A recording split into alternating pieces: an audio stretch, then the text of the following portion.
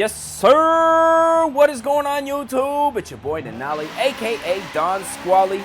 We back at it with another Forza Horizon 3 build video, man. Taking your requests, nothing but your requests every single day of the week. We're just trying to make some fresh content out there. I know a lot of you guys have suggested a new game. Now I'm just currently waiting for that new Forza Motorsport 7 to come out, or Gran Turismo Sport, man, whatever one comes out first. But for today's video, we have a request coming from one person on specific, Car Lord on YouTube. Some pretty big shoes to fill right there. Wants to see an Integra drift build, man. Now, we've done a couple Integras on the channel. If you guys search Don Squally Integra, you'll probably see at least 2 or 3 pop up, man. I know I've done at least 2 in this game specifically. But for today's video, man, we're going to do something a little bit different. Now, because this is going to be a drift-oriented build, man, we'll probably do a rear-wheel drive swap as well as check out some of our engine conversions. So we're going to do something a little bit different on this one. Hopefully you guys like it. Now, if you are new to the channel and you want to see a specific build done, any request at all, as long as the car is in the game, I can definitely do it. So let me know what you guys want to see down in the comments section. As always, 1 request taken per video, man. So keep that in mind when you're making your request. But for right now, we're going to get started with this one. Check out some engine conversions here. Now, right off of the bat, I was thinking a V8 swap would be appropriate since we are going to be doing a drift-oriented build. But as you can see here, we do not have the option for a V8 here. So I think what I'll probably do is put in a 2-liter inline-4. Now, I believe this is the K20 that comes out of the 8th generation Acura CSX, as well as the Honda Civic SIs, and the RSX, I believe, has the same motor, man. So we're going to go ahead and swap that in there. Now, obviously, because we're going to be doing some drifting, rear-wheel drive is going to be appropriate. Now, for the boost in this one, as you can see, the turbo really throws off the whole torque curve and everything like that. What I think we're probably going to do with this one is throw on the centrifugal supercharger, a nice linear power band on there. So I think we're going to go ahead and swap that on there. Now comes the aero and appearance. Now, from my understanding, if I remember correctly, man, this car there's not too much that you can mod on this thing. So I think since this is going to be a drift car, we're just going to leave the stock aero on there. Now, if it was a drag car, I'd probably throw the little front splitter on there. But since this is going to be a drift build, man, I think we're going to opt away from that.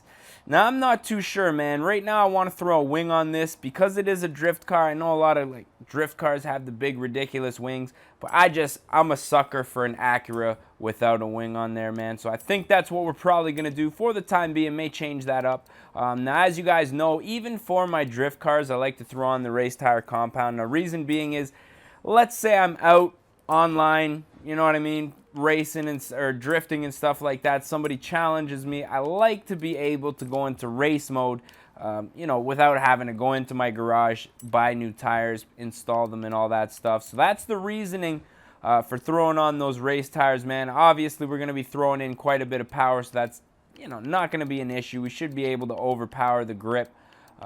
But just in case, I like to have a nice tire on there. I'm going to search for some wheels here, see what I like. Now, I'm just going to go classic on this one, throw on a nice set of NK RPF ones here. As you can see, they're chrome at the moment, which I'm not necessarily a fan of, but once we hit the paint booth, we'll be able to fix that up. Now, I'm just going to throw on a 16-inch here. I don't want to get anything too ricey on here. It's very easy to oversize a set of rims on such a small car like this, so we're just going to go ahead, throw on some 16-inch wheels there. Now, transmission, going to upgrade that as well as the differential. Now, everybody always asks why I don't upgrade the driveline. If you go here and you notice, it doesn't do anything for the numbers. Actually, I lied. You can see we get 1 performance point. But I mean, for almost $2,000, I just don't think that it's necessarily worth it. What is worth it, though, obviously, is the brakes. You guys know me. I'm a big fan of stopping, especially when we're out there racing. you know, it's just one of the nice side effects of having a car is also being able to stop it when you want to, man. So that's kind of fun. We're going to go ahead and do that. Now, as far as the weight reduction goes, I'm going to go ahead and fully weight reduce this thing, as well as throw a roll cage in there. Since it is going to be predominantly a rear-wheel drive drift car, I want to have a nice stiff chassis. Now, we're not going to get too crazy as far as the engine goes because I don't want to have the rear tires constantly spinning. I want to be able to overpower the rear tires, but I don't want it to be, you know, constantly fighting for grip. So I'm going to go ahead and do a few minor modifications here, and that's looking pretty good, man. So we're going to go ahead and install the setup here. $66,000 is kind of a lot for an Acura Integra, man. I'm not going to lie. Now, next up, obviously, you guys know we got to jump into the tuning. Now, I'm just going to do a minor spring adjustment. I'm just going to lower the front, kind of like the rake look on these Acuras, man. And then we're going to go ahead and put our differential all the way to high. Now, as far as the gear ratio goes, I'm not going to touch anything right now. You can see we got 6 gears, all within a nice range. So once we get out there, we drift a little bit. I may do some adjustments once we need to find our sweet spot. Now, next up, what we got to do is throw on some paint here. Now, for a drift vehicle, I think this should be kind of flashy. Now, I'm not into like just straight colors, so what I think I might do for this one is find a new design, find something kind of race inspired. Now, obviously, the Spoon Sports design, very iconic in the Honda racing scene, but not necessarily a drift vehicle. K-tuned, also very popular nowadays. Even this old beat up drift missile, I think that might be pretty cool, man. Let me see what else we got going on here. So quite a few options. Now, I was thinking of going with the old beater paint job, but to be honest, I want this thing to look, you know, a little bit more professional. So what I think I might do, even that one's pretty cool, is go with the Falcon one I liked. You know what? I'm going to search for some right now. Now, there's quite a few nice designs and quite a few not so nice designs, man. I think what I'm probably going to do, I'm torn between either the Spoon or this right here. I think I'm going to go with that nice JDM, the nice little anime side painting, mural, whatever you want to call it. Let's try something a little bit different this time around, man, and see how this thing runs. Now, to be honest, this paint, something a little bit different, but nonetheless very racing inspired. Not necessarily race, because we're going to see how this thing performs. Now, down low, obviously lacking some torque, as you would expect from a Honda. But once you whip that back end out, it's not the worst.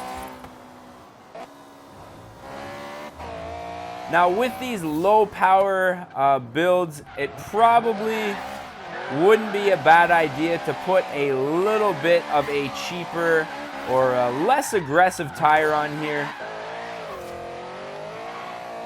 I think some gear adjustments may be in the cards here. If not, a new tire definitely could help. But like I say, I like to have the grip when I need it. Let's see, where are we? Gearing.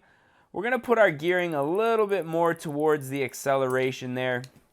See if we can find that sweet spot somewhere in about second gear.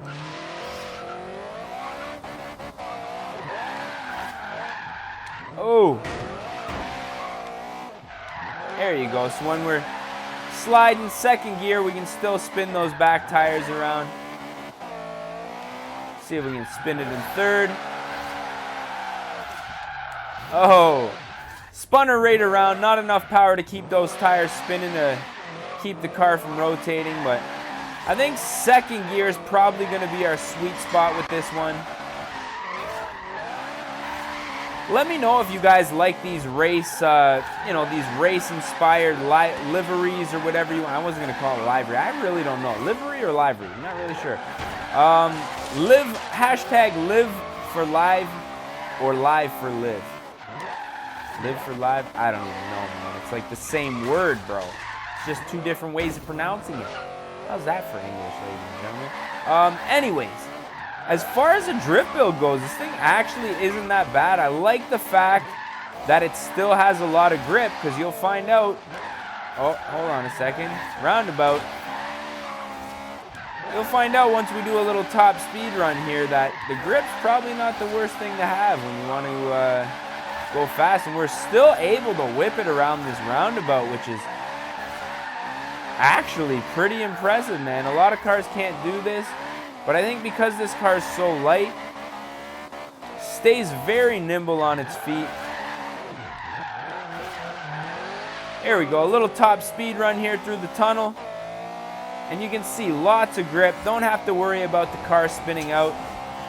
Now, I really wish we could have thrown a V8 in this thing. That really would have made my day, but, you know, you can't win them all. It's kind of strange that, I mean, Forza, it's either V8, V10, or V12 swaps, or nothing. You know what I mean? It's like the one build that I wanted to throw a nice V8 in here.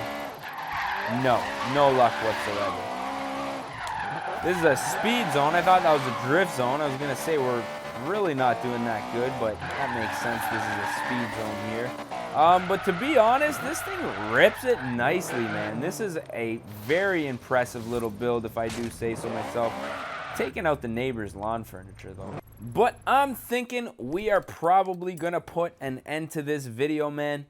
So as always, if you guys did enjoy it, don't forget to smash that like button. If you guys like this little skin that we got on here, want to see more kind of like, you know, more, let's just say more skins that, you know, the Forza community has made as opposed to myself, because in my videos, they're only like 15, 20 minutes. I don't have time to make something this extravagant, man. So it's kind of nice to use something a little bit different. Let me know if you guys like this, or just some regular paint jobs where your boy Don Squally throws his touch on, man.